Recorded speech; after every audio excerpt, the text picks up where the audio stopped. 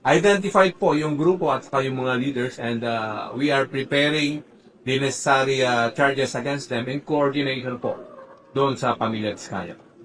Wala pang formal report na isinasubmit yung Eastern Police District, but definitely yung Eastern Police District through the Pasig City Police is coordinating with the Diskaya family for the appropriate filing of charges.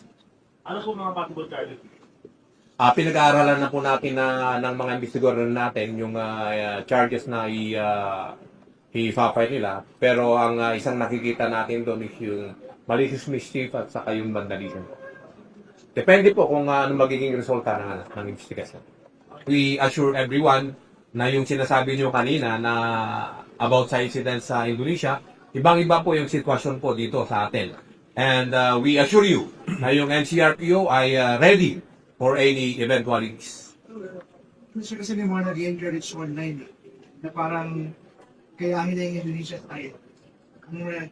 Karapatan po nila yon on the part of the PNP, especially dito sa NCRPO. We are ready po, and we have already, of course, nailatag na po namin yung security plan po namin at may mga deployment po kami ginagawa. Sir, anong advice nyo na lang sa public kasi na-suspensyon?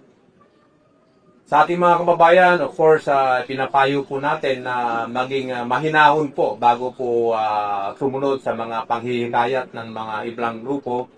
Dahil definitely, yung inyong PNP, especially yung NCRPO, ay hindi po basta upo na lang po.